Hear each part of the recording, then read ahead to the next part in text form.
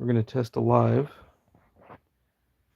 And this is meant to be a grungy, raw look at the state of the workshop kind of live. Not any sort of hiding things or getting everything prim and proper before I started. Nope. This is the chaos that I'm currently thriving in. Good stuff. The jury's still out on Deoxit. I don't know if anybody else is a huge fan, but the Fader Deoxit's pretty great. Very good for potentiometers and such. Let's see. I'm going to assume I'm hearable, but I'm probably going to take just a second to share this to a few people and see if anyone wants to help me test, since there's not currently any watchers.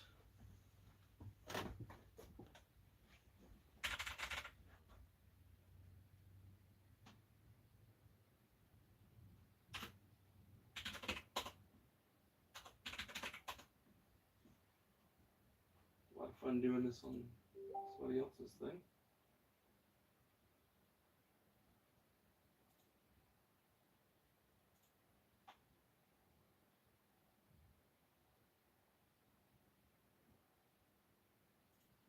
I guess this is why people have a like a starting soon screen or whatever, so they can get this sort of thing out of the way.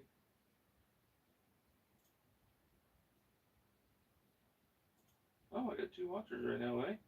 Okay, howdy. I'll be right there in just a moment. I'm just gonna share.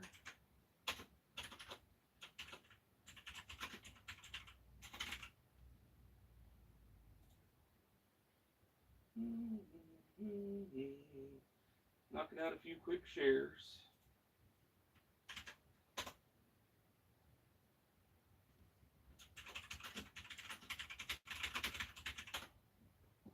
Okay, cool.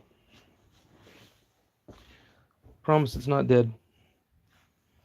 So, anyway. Yeah, this is a series that I'm going to call, lovingly, Fixing Things After Work to Pay Bills. Oh, look, it's a XB60. Isn't that fun? And that's kind of because of a lack of creativity, and kind of because it really does fit kind of the gist I'm going for here, as you can see with the chaos of random rags, shop rags, and tools all over the place and stuff. It definitely has become kind of my aesthetic lately. Wow, 28. Okay. Well, hello everybody. Hi to you, Obvi Dragon. So today I'm going to be working on a Sony, and it is a SLV-678HF. So nice old Sony VCR. These are typically pretty decent units. I may adjust the camera a little bit to zoom out a good chunk here, because I'm realizing that I have this set up in such a way. So hang on, we're going to move around a bit, but we're going to get a little better view of what I'm doing here. So you're going to get to see my legs a lot, apparently. I'm okay with that. But yes, so today, basically what I've gotten into doing is I like to buy used electronics and refurbish them and then resell them. And if I'm going to be doing this anyway, you know, why not video it as well, right? So what I like to do is, before I even go through the trouble of plugging it in and testing it, I go ahead and open up the case.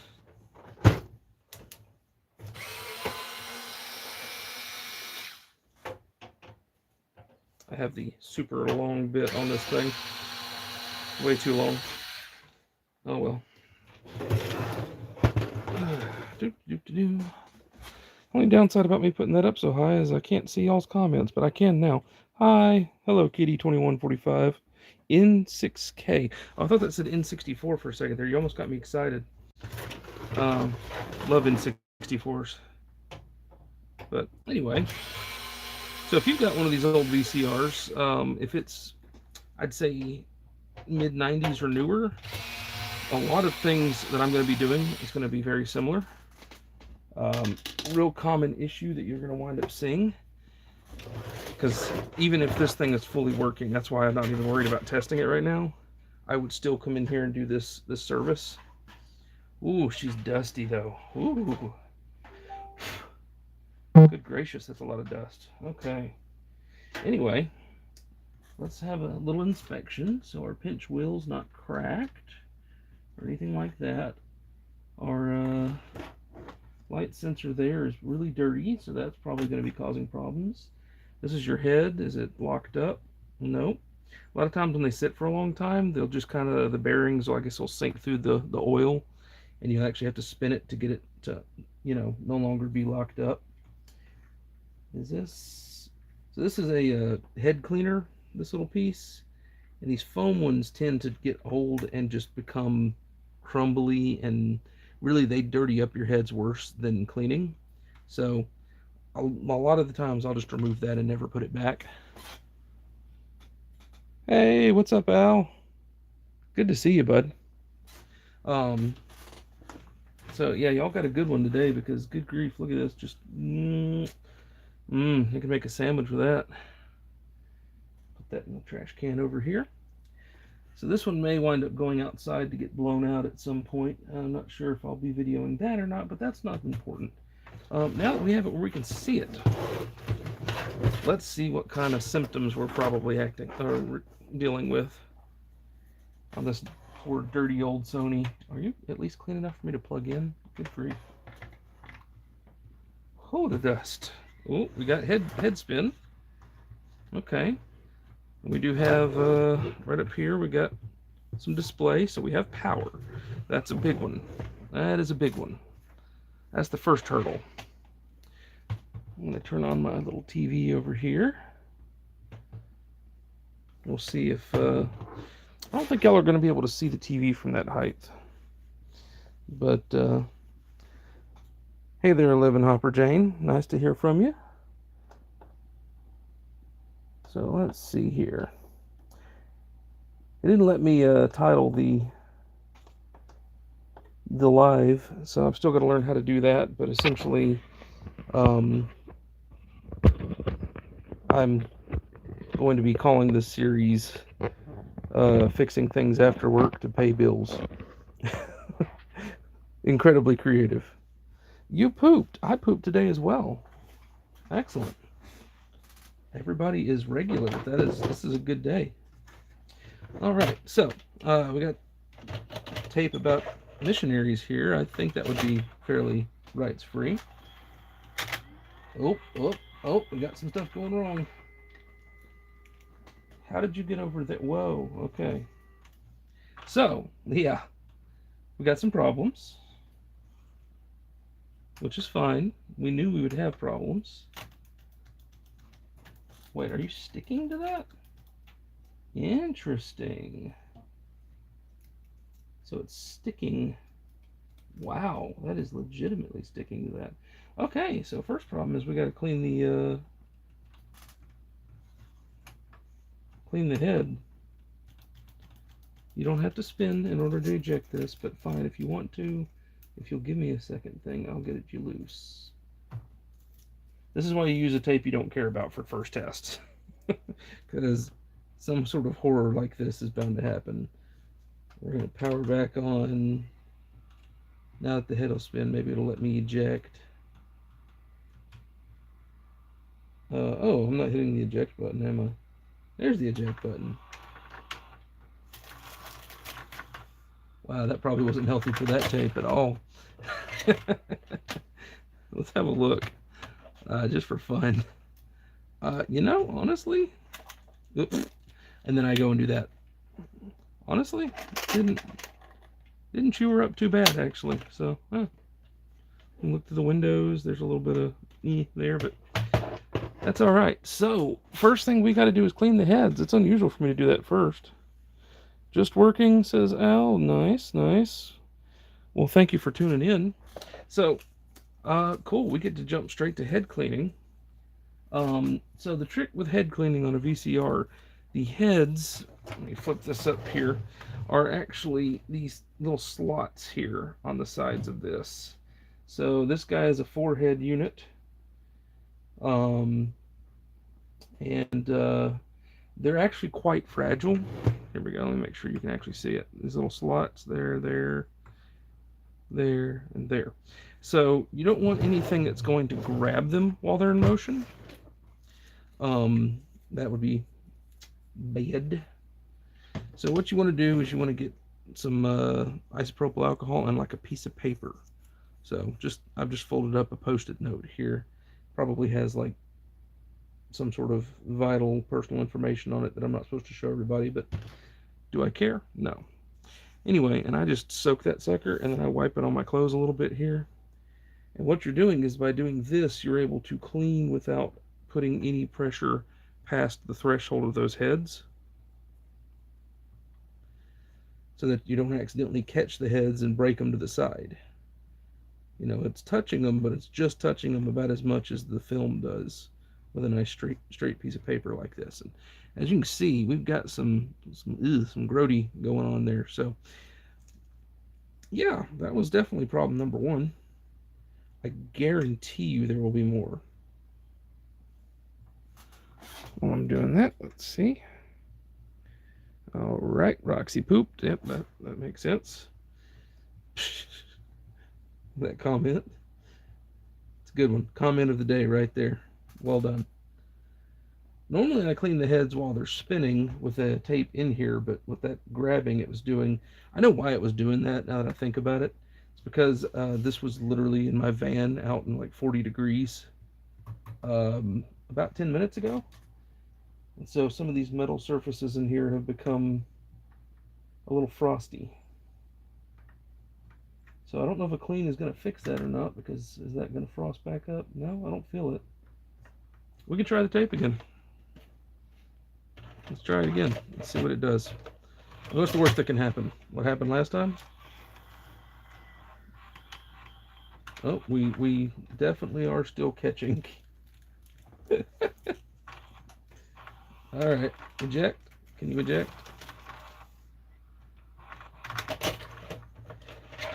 You know what? That's all right.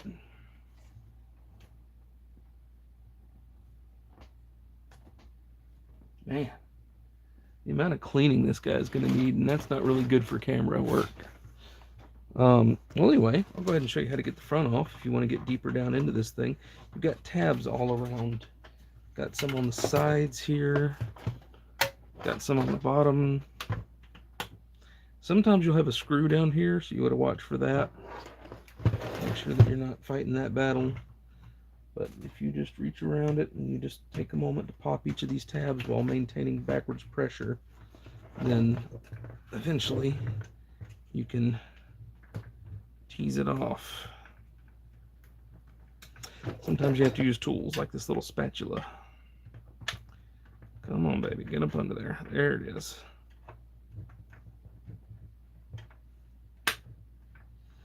And occasionally the plastic breaks. It didn't there was a pop, but it didn't break. But occasionally that happens, and, you know, plastic from the 90s. What are you going to do?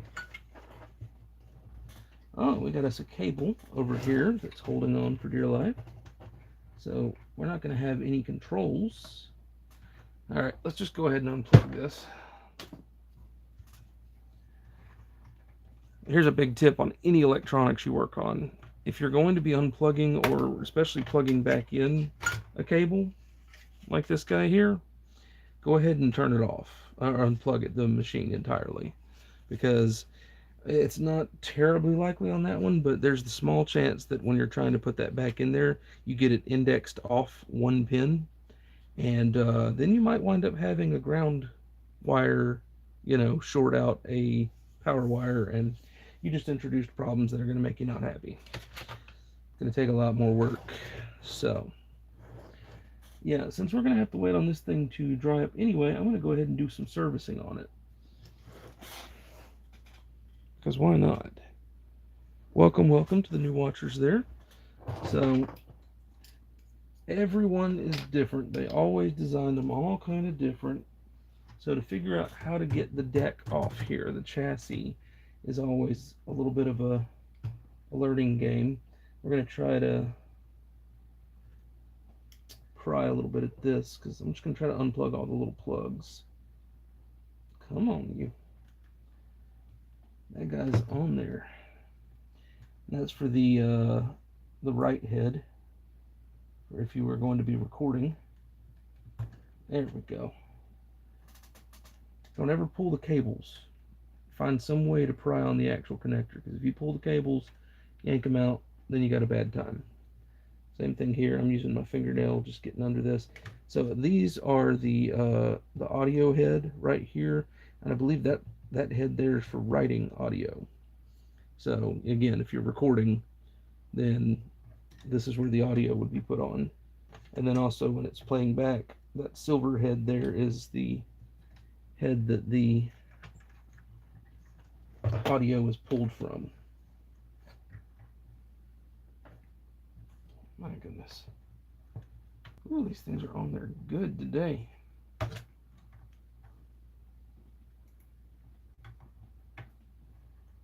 There we go. Just have to keep trying and be patient. That's the big thing. Don't ever get mad at it and start yanking real hard on things. Just checking our comments there, making sure there weren't any that I was ignoring. So I see a ground cable over here. Ground is very important on VCRs. If you take one apart and you get it back together and you're suddenly getting like a bunch of static in the video, make sure that there's something grounding that chassis. It's not normally a wire like this. It's normally like a screw in the back that goes through like a little metal flange. But it can be this. I have spent more time than I care to admit chasing video problems that it turned out was just because I didn't get the ground back together. So, and it will look just like your heads are misaligned and things like that. Yeah, here's kind of what I was talking about with that metal. Now, this one has got, that is the cable for the head and drum here. So love these, and by that being sarcastic, but you just have to make sure you're even pressure pulling that out. And that's just a ribbon cable. This is what I would normally see as like the ground point.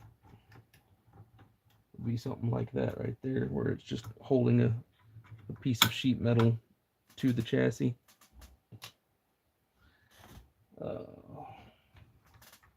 So we're just exploring right now. We're trying to see what we think are the points that are holding on.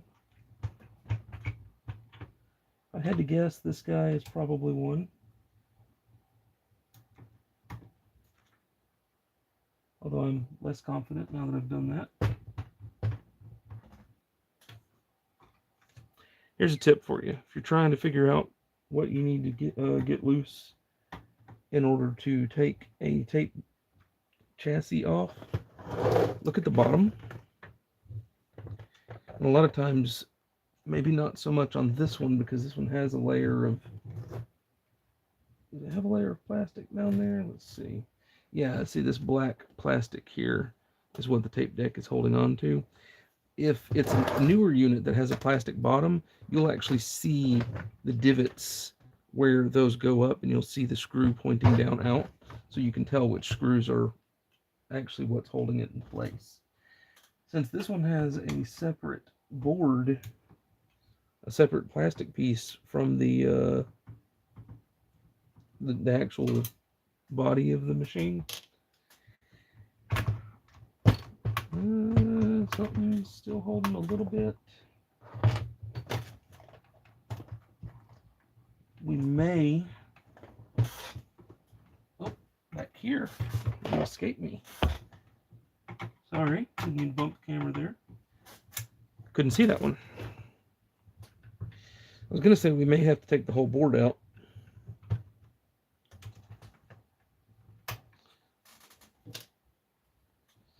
But I don't think we're going to. I think this is going to be it. right. Uh-oh.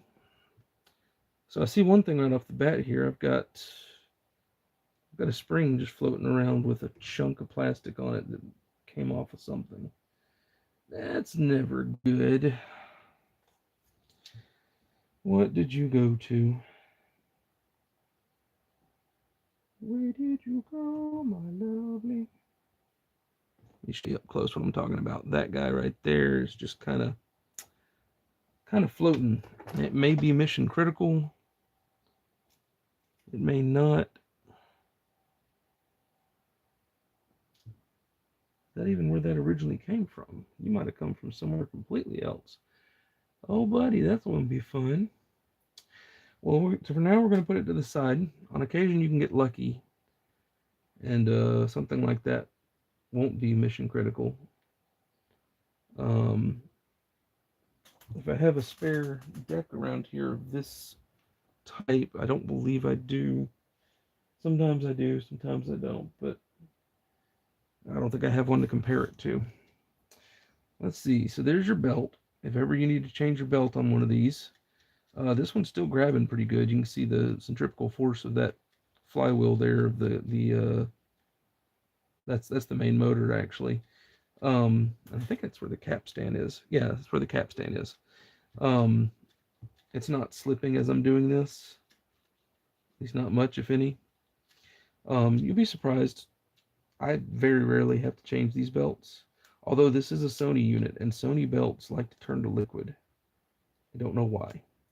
You can see this wheel right here flips back and forth for driving the deck forwards or in rewind. So that's cool. Got a lot of these little plug-in points. That there, this here. And those are just plugging into various points on the board. And that's to make this more easy to pull off, which is actually really cool. Be patient. I can't wait that long. Well, I'm sorry. So, that being said, I'm looking at it. I don't see a mode switch. Mode switch is something that is oftentimes a problem on units. It's one of the ways that they figured out to basically let the unit know where all these parts are in motion. But I don't know. Let's see. Let's do a little more exploring real quick here. Look at all these capacitors. That guy almost looks a little dome-topped, but we're not playing hand grenades or nukes. But on a capacitor, you're always looking for. I don't see that one's a little dome-topped too. Maybe that's just how that type always works. Here's a good example. So on a capacitor, a lot of times you'll have like this kind of cut into here. Sometimes it's the shape of a K, sometimes it's an X or a Y. Don't know why they choose different shapes, just different brands. But that's kind of expansion joints, and if a capacitor is going bad, those will start to bulge out. If you see that, then time to swap capacitors out. Normally you don't see capacitors going bad that aren't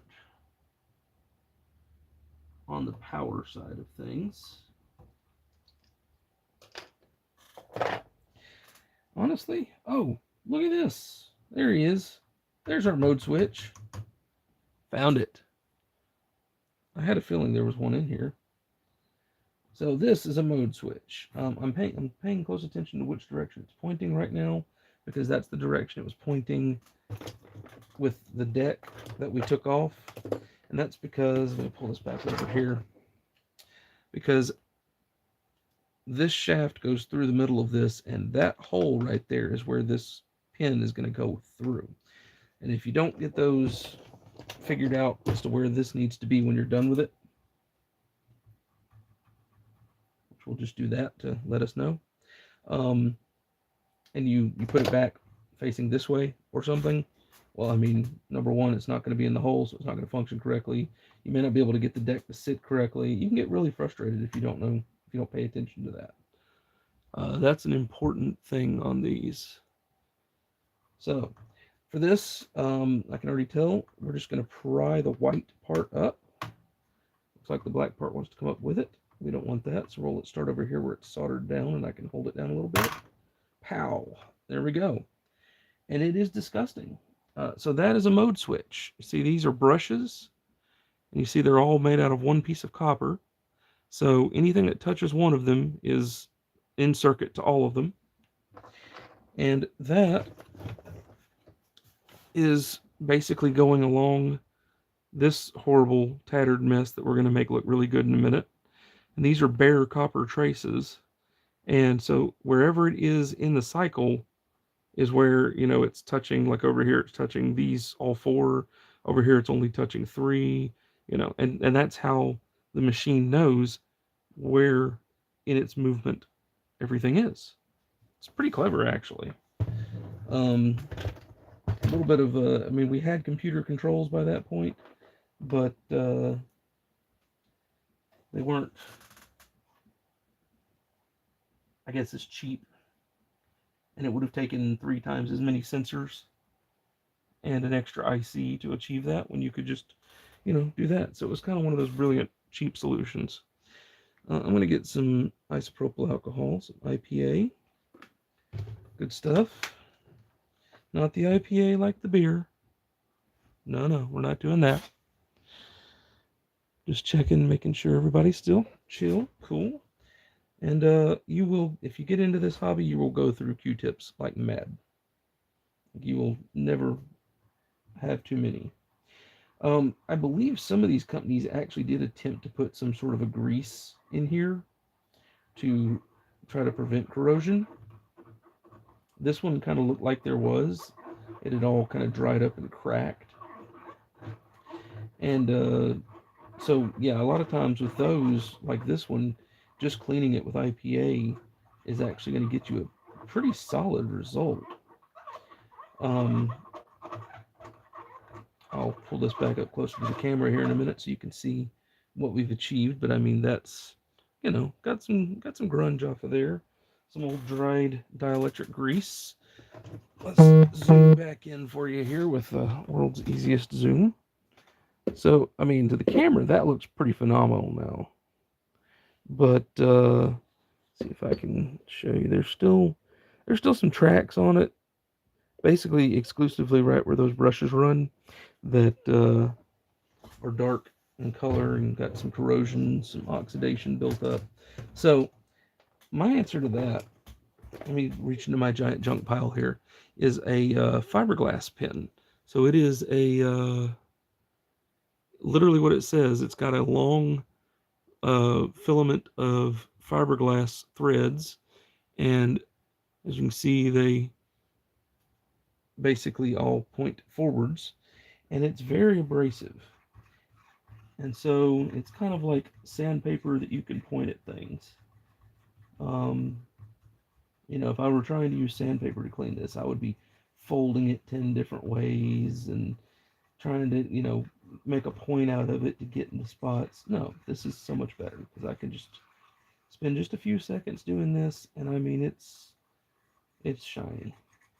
Double check, make sure I'm not missing any of the edges. No, she's beautiful. And then even better than that, I can actually take this here. I'm going to turn this down some.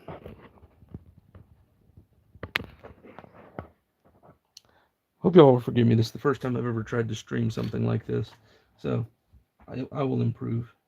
But you can even spend some time working on the brushes, getting them back, and, you know, just for fun, I like to hit down here on the little brush plate. But let me do 2 of them. You got to be gentle on these things though, because they are real thin. They're not made to be scrubbed on. But let's see if you can see a difference here. Yeah, so you can see the 2 on the left cleaned, the 2 on the right not cleaned. Big difference. Spending a little bit of time here will absolutely pay dividends in the result. Also, if you're planning on keeping the machine, or if you're like me and you just want to do it right before you sell it to somebody else, then you want to clean this, even if the machine's still working just fine. So anyway, the fiberglass pin does, leave some residue, some little fibers and stuff. So I do recommend going back over everything that you've done with a Q-tip dipped in IPA, something that's just going to attract all those fibers. This Q-tip's kind of fluffy. Goodness. Got the really woolly one. I have another one over here to dry all that up. I don't want the 10% of water that's in 90% IPA to be touching any of this whenever we get going again here. All right. So, another quick thing is it doesn't hurt as long as you're really gentle. Take your fingernail and get up under these and just kind of bend them up a little bit. I'm sure over time they can get a little bit bent down. And we want to make in real solid contact with these. That's the whole way that works. So, now this is a little extra. There are some people on the VCR forums that say this is a terrible idea, and they will hate me for saying this. This is a multifunction silicone grease. It's what we call dielectric grease. So it's meant to be kind of neutral to the electrons. It's supposed to be kind of like air, like electricity can travel through it, but it's not a conductor. I believe this is what's on these from the factory. And I really do think that it's a good idea to put this on here, because what it's doing is it's separating the bare copper from the air, from the oxygen. And of course, if you know much about oxidation, that's basically what's happening. When your penny turns brown, it's because of oxygen normally. Unless it's been up your butt, then that's a different problem. We can say that Roxy 206 there, who pooped, knows all about that one. So I'm just putting a really light coating of that on this. And we're ready to go back together. So you can see these little clips here. And all those are doing is they've got little ramps on them. So you just get it in place as long as you've got those in the middle there. And you just push and pop. There it is. Now you know how to clean a mode switch. Isn't that awesome? I'm a little worried, not gonna lie, about the spring here that we found that has a little piece missing off of it. Gonna have to think about where that goes. I don't immediately see anywhere that I would think it would go. Let's see, is anything just wobbling free down here? That should have tension on it. That's got tension. That's you. Yeah, you're looking all right. Ooh, could it be you? No, I don't think it's that. I do remember having a different one of these that something up here broke like that. I'm trying to remember what it was. Well, again, there's a chance it's not mission critical. It could be part of this head cleaning assembly here. I doubt it is, but could be. Just could be something like that. So we're gonna test the daylights out of it after we're done. Are you what broke on me last time? I think it's you. I really feel like I recall this. So this piece here, if we turn it this way, will come out. And yep, I found it. Okay. Yep, I remember this. Cool. So this is common on these Sonys, because the second one I've had that did this. Let me just smack the camera with that real fast so you can enjoy it. Let's get this sitting here. So this is a brake that will kind of, under certain functions, will push. Get that guy back in there. Oh, so close. You almost made it. There we go. It's supposed to sit like this, and that brake will come over here and push on this wheel and stop it or slow it down, whichever. And there's supposed to be a spring from here to here that's holding it in this position. And then when the VCR gets ready, it moves this out of the way so that it's ready to go. Trying to remember what I did to fix it before.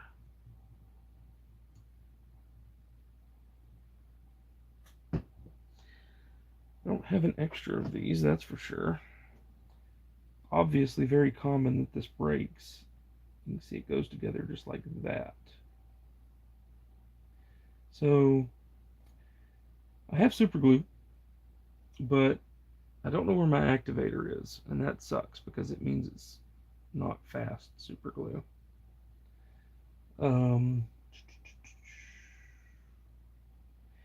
I'm also not beyond 3D printing something that can stick out right here and totally stop that. So we'll think on that. This can sit off to the side for a minute while I get this guy back in. But I have corrected that before. You know, my phone probably is on vibrate, and that is the kind of thing that I really love hearing from you, because let me see if I can turn vibrate off.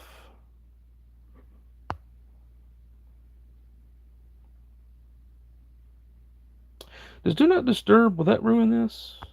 I think it won't. I think that just kills all notifications. Yeah, y'all can still see.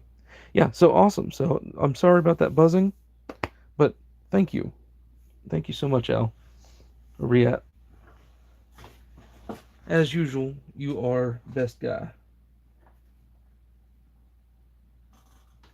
And that's exactly why I'm doing this. It's kind of just test run, thrown together thing. I can't promise the desk is going to look any better in the future. I mean, it's pretty rough. This is oh, look, I've spilled my IPA. That happens every time. Yeah, this is kind of the level of chaos that I've embraced, because you'll probably at some point hear my children invade or something like that. That's bound to happen. Let's bend that back a little bit so we can go straight down. You know what, before I do this, I almost forgot something very important.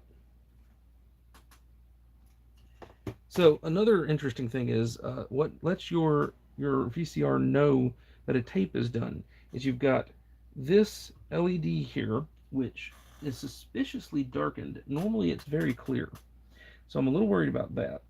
But it is a UV LED, so you know, it's just, wow, that was way too much again.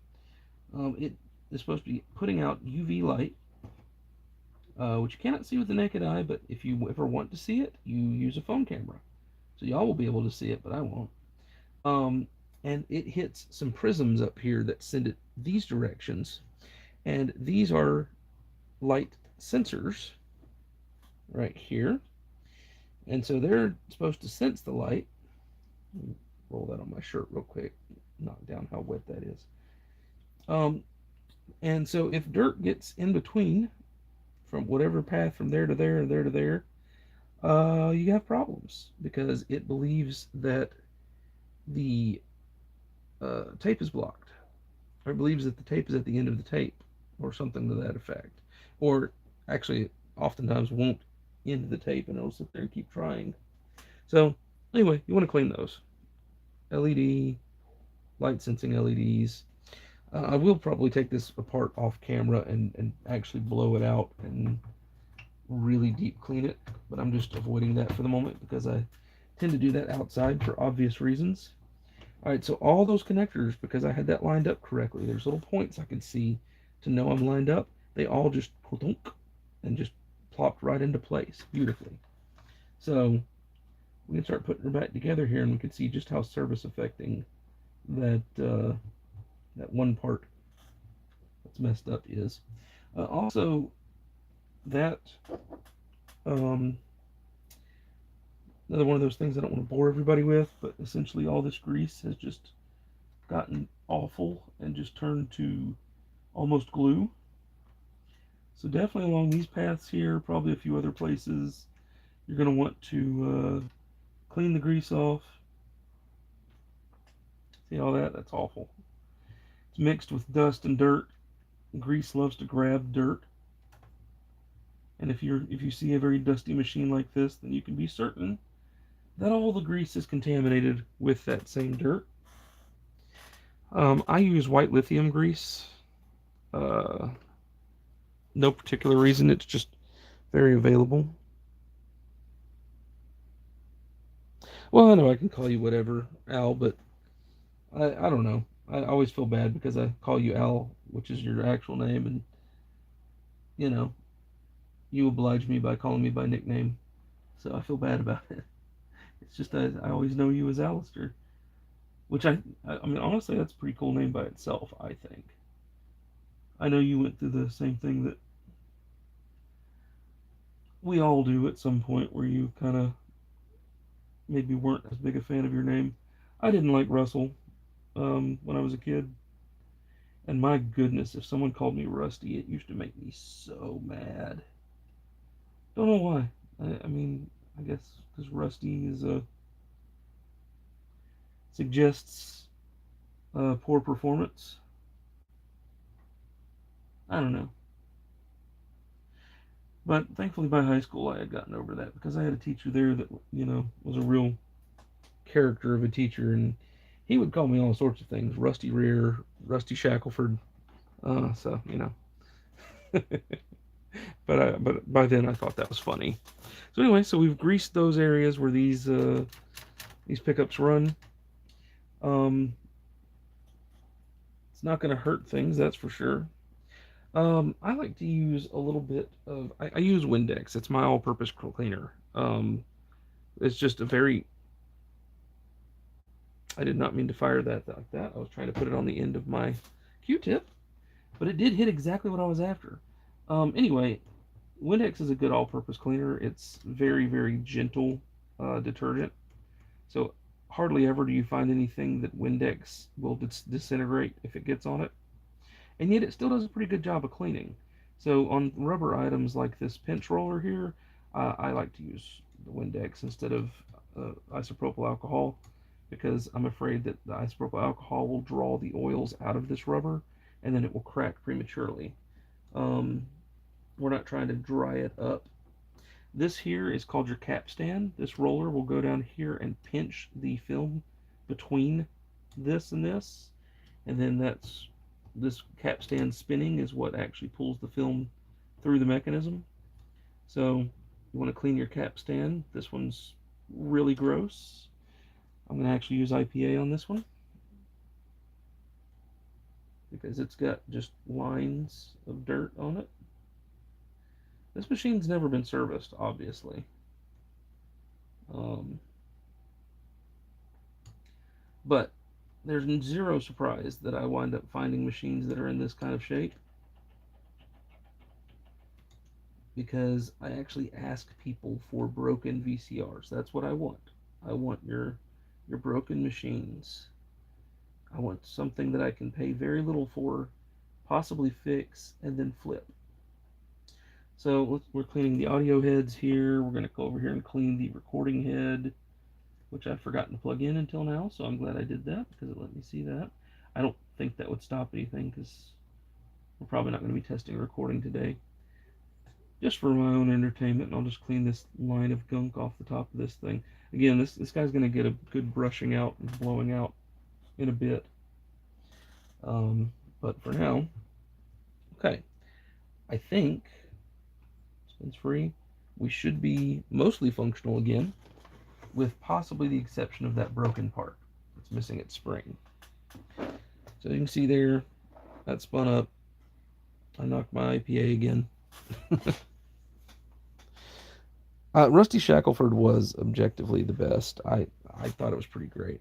By that point, I had learned to see people using names like that on me as terms of endearment instead of just like upsetting me. Okay, so I've noticed a few things. We've plugged this machine back in, but I forgot to get that plugged in. Also, the controls here are not plugged in. So not a major problem. I just recommend pulling the cable, which, why is that cable sticky? Anyway, before you try to plug things back in. Notice I still haven't put any of the screws back in this. That's just a measure of my faith that there's not any other problems that will require pulling the cassette chassis back out. Okay, yeah, so that just pushes inside of that until it seats. We'll go ahead and put the front back on. I mean, you know, we can always take it back off if need be. Another big tip, if for some reason you are looking at this as some sort of an instructional. That's just how I'm approaching it because it's easier that way. But when you go to put these back on, before you pop anything in place, you need to hold the door here up and then pop it into place, because there is a device on the mechanism here that makes it that it interacts with this door so that whenever it's going to spit the tape back out, it opens the door first, then spits the tape out. Otherwise, the tape would just slam into the back of this one-way door and wouldn't come out, and nobody would be happy with that. So, gotta plug this guy back in, which I apologize for being in the way, but this one is not exactly easy to spot like that. There we go. Cool. I've got the ground removed at the moment, and I understand I've already said that's not the best idea. We'll find out. It's okay, because I'm just trying to see if it will run the tape right now. We're not even, TV's off. We're not even using the TV right now. We're just going to see if I do this. Will it cycle where I want it to cycle? There's some hot garbage tape. What is going on? Are you still sticky? You know what? I think I know what's up. Let me see if it'll eject this. It's probably going to try to eat the tape. But I think this tape has that stickiness on it now, from what I had when I ran it earlier. So that may be the end of our... Yeah, I can see some gunk on there, I think. I think that's what's happening. International Mission Board, Journey of Faith and Sacrifice. We've reached the sacrifice, I think. I'm going to put that one over here. That may be the end for that tape. Now, let's see. Before I waste another tape, so I'm making sure to touch where there's not heads. But I'm just trying to feel here if there's any residual sticky gunk that I missed. I don't feel any. I'm going to very, very lightly clean this bottom half down here. And just see if I pick up anything. I'm making sure I don't touch where the heads are. A Q-tip is a very quick way to mess up a head in a VCR, because again, I should have a head off of its drum over here somewhere that I could show you. But I'm just trying to clean this general gunk. Let me get all up in the picture here. Okay. And sometimes I take my arm and I roll the Q-tip on my sleeve just to take up the extra moisture, because I'm not trying to soak this thing. I'm just trying to get whatever residue is grabbing my tape. And I'm purposefully avoiding the heads again. Never use a Q-tip on heads. Or tails, for that matter.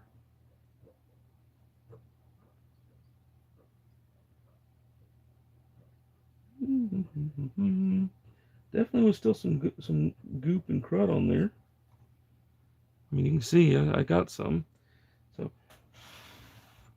ooh, yeah, I'm so glad I blew on that and just blew dust. This must have belonged to a smoker. What do you think? This machine has never been serviced. Honest question. Is it kind of rare to find one that had? No, you actually raise a very good point there, Alistair. It's not terribly common to find one that's been serviced. Um, so I guess that was kind of a throwaway statement I was making. Um, I do see something that we need to focus on here real quick before we get too far. It still hasn't shown itself as a problem yet, but remember me talking about that prism. Well, so this is the prism right here, this guy. And it's just got a little V cut in it right here. And that's, the other side kind of works like a mirror, bounces the beam at right angles this way and this way. And then it's got a lens, a flat spot cut on each side here for that beam to escape. So we want to clean that. Sometimes if you can see the part that it matches up with, which are prisms in this case, you definitely want to give them a little wipe too. Doesn't have to be perfect, but light has to be able to pass through it. Otherwise, you'll get a lot of problems where the tape will just eject again immediately, that sort of thing. So anyway, plugged back in. We're going to swap to a nothing tape. Fun. Let's try it again.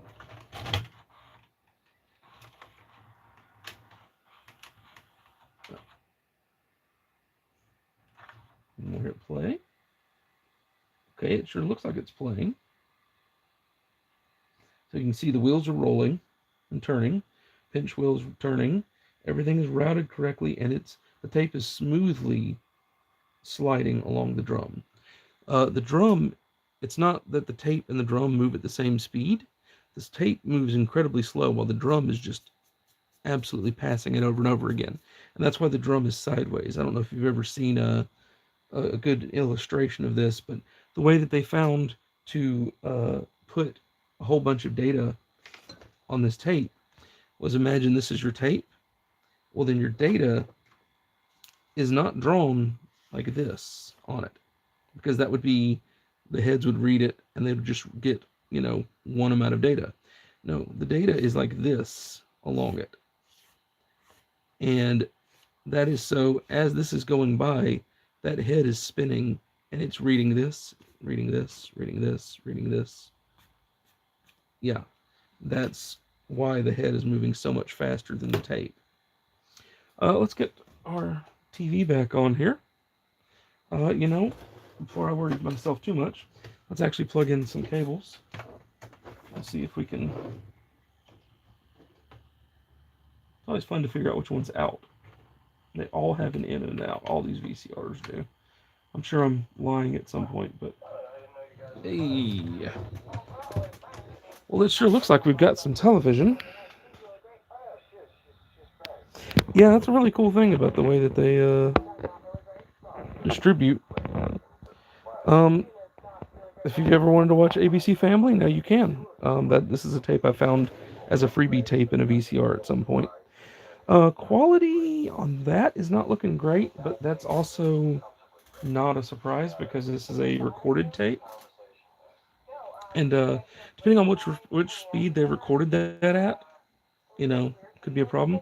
Let's test fast forwards. Okay, let's test rewind. Ooh, is rewind being a problem? Okay, that may be what our missing piece affects. I don't know if I sit here and I hold this, we can rewind. Now we'll hit play again. My TV is really bad about going like, oh no, there's no signal for the past half a millisecond. I'll just cut everything. I wish I could turn that off. It's one of the things I hate the most about modern televisions. Let's see, maybe it was a throwaway. Didn't mean to call you out, but thinking, no, you're right. It was a bit of a throwaway line, but you're fine. You ain't hurting my feelings. Yeah, and the data distribution thing, yeah, it's pretty cool. That's what I love about these old technologies, is learning just kind of weird facts like that. Because yeah, otherwise I would have been very confused as to why like this tape is moving. I mean, maybe at the speed of my finger. Moving very slowly, and yet that thing you can see is just absolutely tearing. You can touch the top of it here and mess up the quality. Oh, oh. Yeah, it's kind of fun to mess with these. But honestly, that's looking decent. I may get another piece of paper and do another cleaning. As long as you're careful with your cleanings, you're not going to hurt anything, you know? Let's get a little IPA on there. Make sure it's not too much. We don't want to... You got to kind of dab it off when you're doing this, because otherwise the IPA will wet the drum, and then the drum will do the same thing it did earlier about sticking to the film. But I'm just, let me move my hand where you can see. So I'm just getting that in line with the drum, and you can just kind of hear that it's just, those heads are just skimming it. And that's, you know, didn't get near as much crud off this time, but a little bit of crud. That's the best way to clean heads, in my opinion. What I want to try real quick, let's eject. Let's see if she ejects good. Take up's working. Yep. Excellent. Did it take up the tape completely? Yes, it did. That's nice and tight. That's important. Cool. So let's see. We got Flipper here. I think this is about like people that buy houses and sell them or something, or maybe they buy VCRs and resell them. Maybe that's what Flipper is. Let's find out. A little slow there, a little sluggish. I might still need to do some more greasing. Ah, yeah, that's a lot better quality, because this is a off-the-shelf, you know, recorded movie, not something that was recorded by a VCR. So yeah, it looks like we have it working.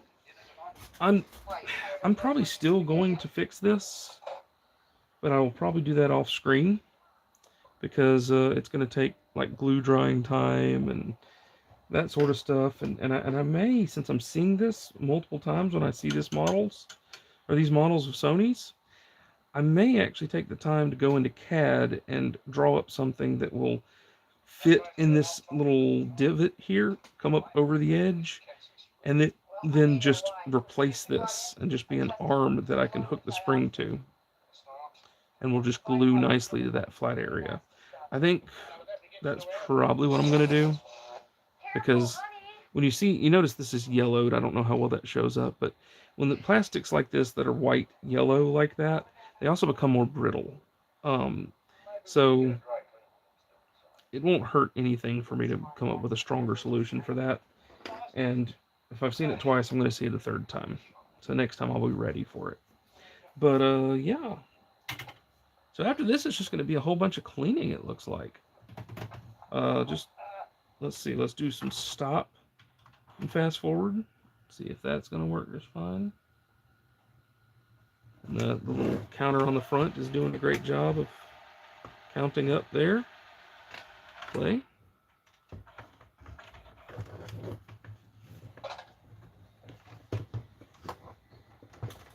For some reason this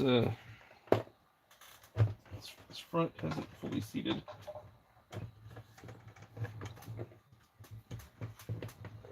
Why are you not seated? Come on now. There we go.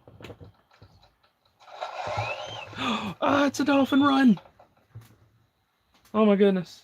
Is this something that'll get me a copyright violation? It probably is.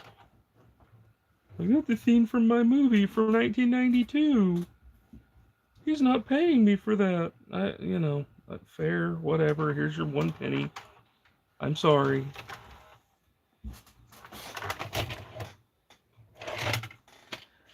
Well, that one is doing pretty good.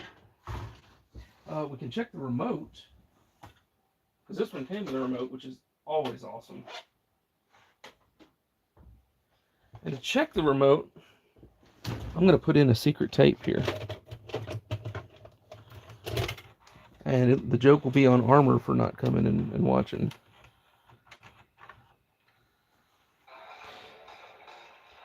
You said the color distortion on screen will prevent what, Alistair?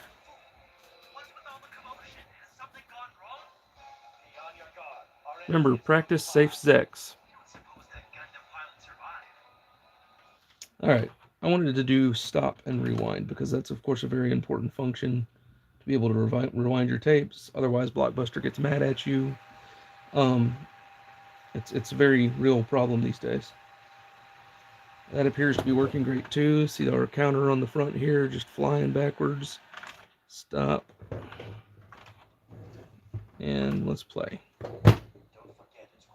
It's all Zex all the time. All right. I didn't think you didn't think I was gonna start a live on here and then just suddenly start showing a Zex tape, huh? Look, Tall Geese is my favorite Gundam. I don't even know why. I just love Tall Geese. So I gotta love Zex Marquis. Okay, where's that remote? So we did get the remote with this.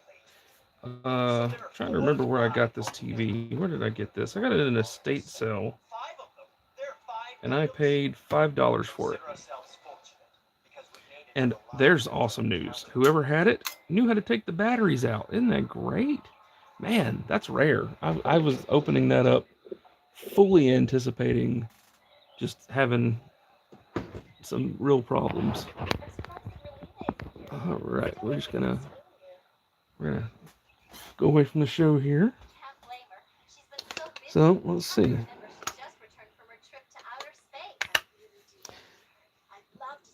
Oh, you want to see a cool trick? You want to test your remote? Well, I can't see it with my eyes, but looking at the camera, see the little light blinking there?